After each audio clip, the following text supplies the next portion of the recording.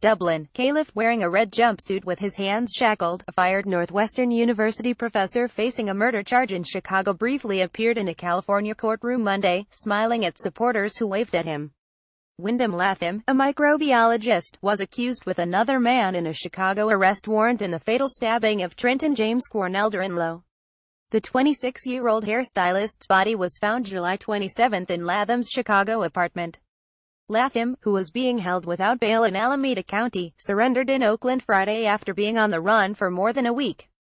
While details of the gruesome case have been in the headlines for days, including a bizarre donation made in the victim's name at a Wisconsin library and a videotaped confession sent to friends, an attorney painted a different picture.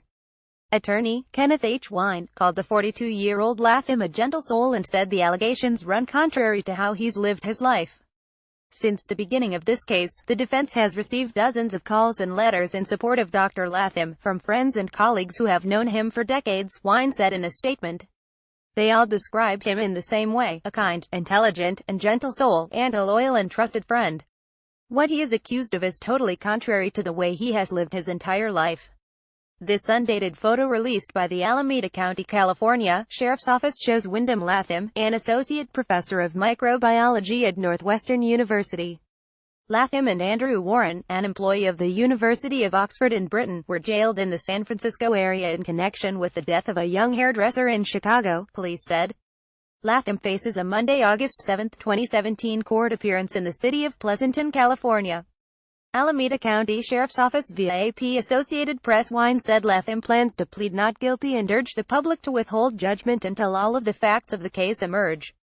Latham is accused along with Oxford University financial officer Andrew Warren, who separately surrendered to authorities in San Francisco last week.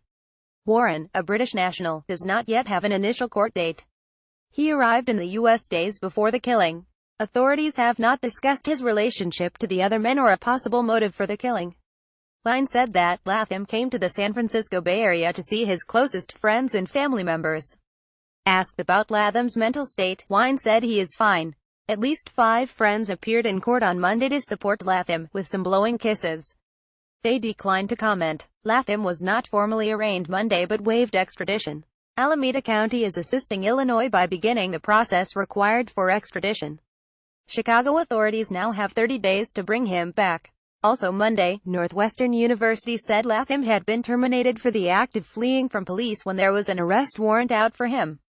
His firing was effective Friday, according to university spokesman Alan Cubbage.